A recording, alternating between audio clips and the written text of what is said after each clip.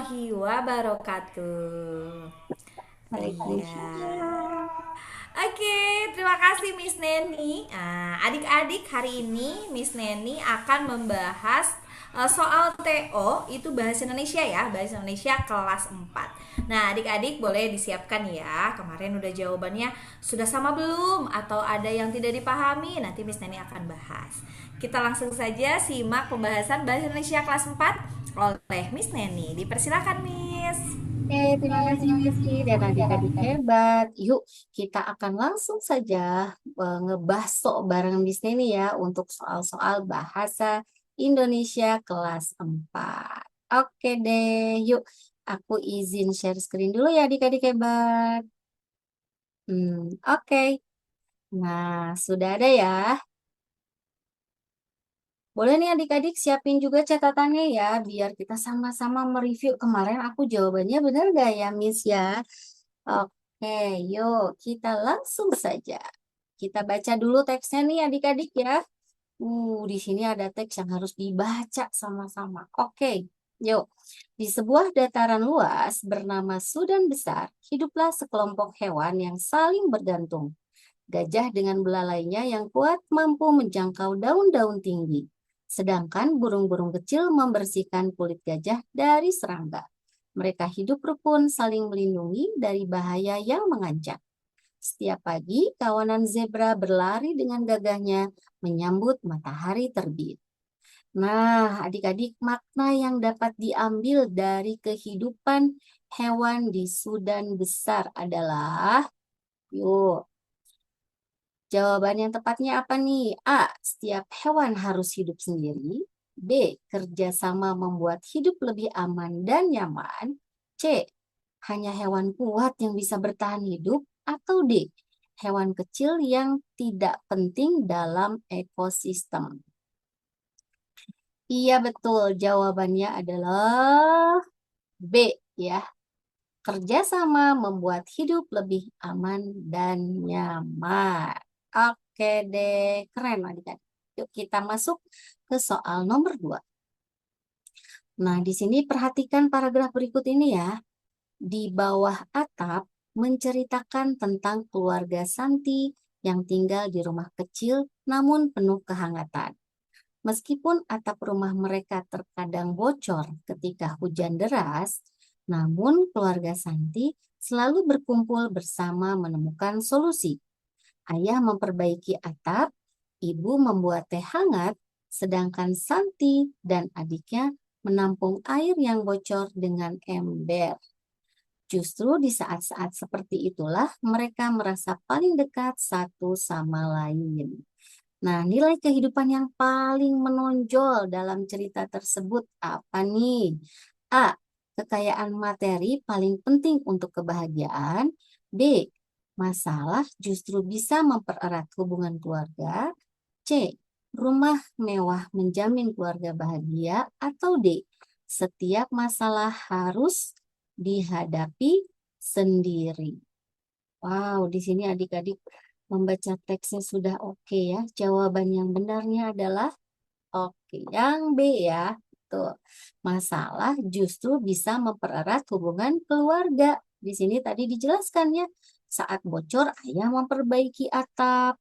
Kemudian ibu membuat teh hangat. Santi dan adiknya menampung air yang bocor dengan ember. Jadi dengan masalah bocornya rumah justru ada kerjasama dan saling mempererat hubungan keluarga. Gitu ya adik-adik ya.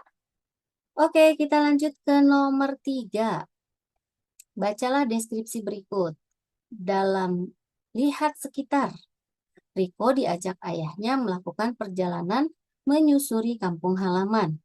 Mereka melihat petani yang sedang membajak sawah. Anak-anak bermain layang-layang di lapangan. Dan para nelayan pulang dengan hasil tangkapan. Riko menyadari bahwa ada banyak hal menarik di sekitarnya yang selama ini tidak ia perhatikan. Ia belajar bahwa keindahan tidak harus dicari jauh-jauh.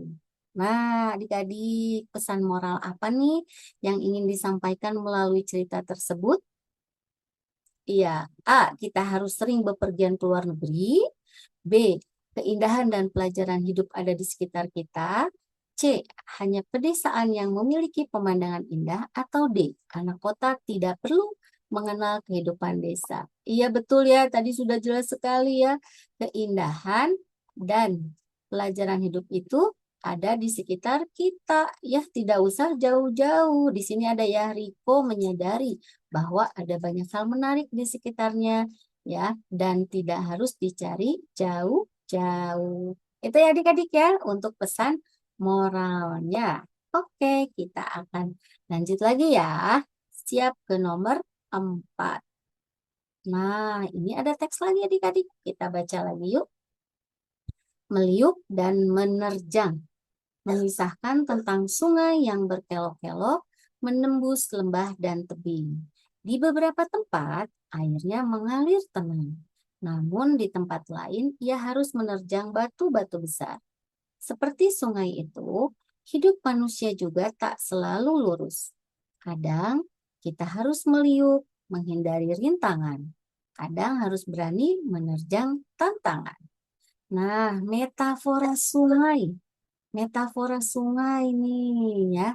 Dalam teks tersebut menggambarkan apa? A. Kehidupan manusia yang penuh liku-liku dan tantangan. B. Pentingnya air bagi kehidupan manusia. C. Keindahan alam yang harus dilestarikan. Atau D. Semua masalah harus dihindari. Iya, betul. Jadi maknanya metafora dari sungai itu adalah kehidupan manusia yang penuh liku-liku dan tantangan. Ya, di sini ya, seperti sungai itu, hidup manusia juga tidak selalu lurus. Ya, di sini ada punnya. Oke, adik-adik hebat, keren. Kita lanjut ke nomor 5. Oke, kita baca kembali ya. Di Sudan besar, musim kemarau yang panjang membuat semua hewan harus berjuang mencari air. Kura-kura yang lambat, namun pantang menyerah, berhasil menemukan sumber air tersembunyi di balik bebatuan. Ia tidak merahasiakannya, malah mengajak semua hewan lain untuk berbagi. Dari sini, mereka belajar bahwa kepentingan bersama lebih penting daripada kepentingan pribadi. Nah, adik-adik, sikap kura-kura yang patut diteladani adik-adik itu yang mana ya? A. Kesabarannya dalam berjalan. B. Keegoisannya menemukan sumber air.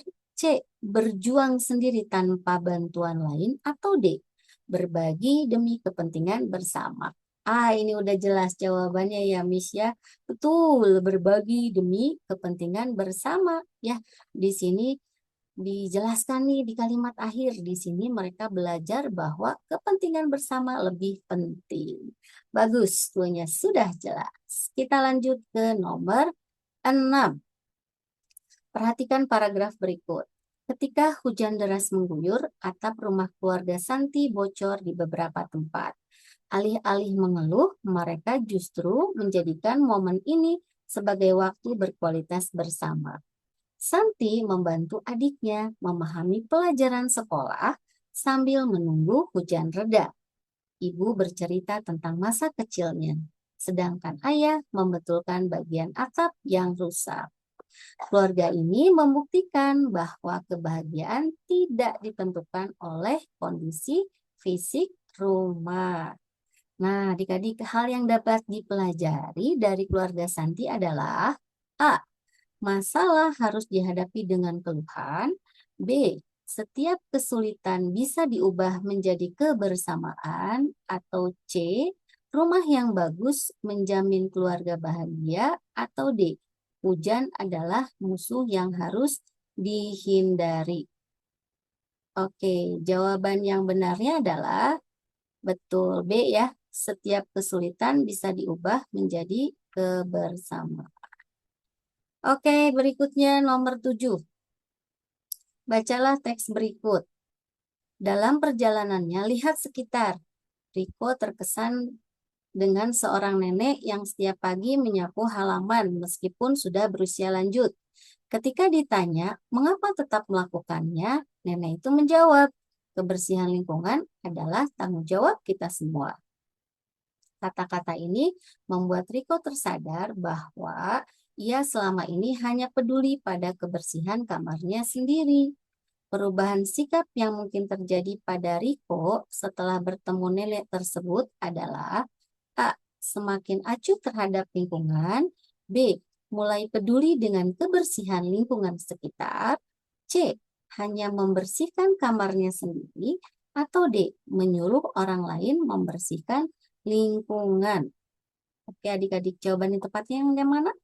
Betul, yang B ya, mulai peduli dengan kebersihan lingkungan sekitar. Oke, bagus.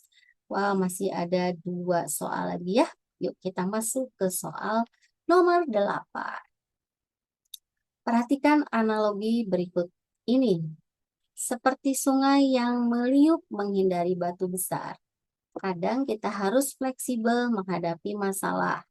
Dan seperti sungai yang berani menerjang rintangan, kita juga perlu keberanian untuk menghadapi tantangan. Keduanya dibutuhkan dalam kehidupan. Nah, disesuaikan dengan situasi yang dihadapi. Oke, berdasarkan analogi tersebut, sikap yang tepat ketika menghadapi masalah besar apa tuh? A, B, C, atau Progress. Oke ya, yang C ya, memilih strategi yang tepat sesuai kondisi. Oke, nomor 9 adik-adik. Di Sudan besar, seekor anak gajah belajar berjalan mengikuti kawanannya. Ia sering terjatuh namun bangkit lagi. Induknya tidak langsung membantu, tetapi memberinya semangat dari kejauhan. Proses belajar dengan mengalami kesulitan sendiri justru membuat anak gajah itu cepat tanggap terhadap bahaya. Nah, nilai pendidikan yang dapat diambil dari cerita tersebut apa nih adik-adik? A, B, C, atau D? Iya, yang B, betul ya. Belajar dari kesalahan membuat kita lebih kuat. Oke, soal terakhirnya adik-adik untuk ngebahas bahasa Indonesia ya. Kita baca sama-sama. Ketika keluarga Santi harus pindah ke rumah baru karena perkembangan kota, mereka tidak sedih meninggalkan rumah lama. Justru mereka bersyukur karena di rumah itulah mereka belajar arti keluarga sebenarnya. Rumah bukan hanya tentang fisik bangunan, tapi tentang kenangan dan kasih sayang yang tumbuh di dalamnya, kata Ayah Santi. Nah, pemahaman yang benar nih adik-adik tentang makna rumah menurut teks tersebut adalah A. Rumah adalah bangunan fisik yang mewah. B. Nilai sebuah rumah terletak pada kenangan dan kehangatan di dalamnya. C. Rumah lama tidak ada artinya. Atau D. Hanya rumah baru yang layak ditinggali. Jawaban yang benar yang mana? Yang B. Betul ya. Nilai sebuah rumah terletak pada kenangan dan kehangatan di dalamnya. Oke deh adik-adik. Terima kasih nih. Hari ini kita sudah menyelesaikan ngebenso bahasa Indonesia bersama Kak Neni. Oke, terima kasih Miss. Terima kasih juga adik-adik ya sudah menyimak video ini. Mudah-mudahan bisa dipahami dan kalau masih belum dipahami juga bisa diulang lagi ya. Oke, terima kasih adik-adik. Terima kasih juga Miss Neni ya. Insya Allah kita akan bertemu lagi di lain kesempatan. Assalamualaikum warahmatullahi wabarakatuh. Dah adik-adik. Adik-adik.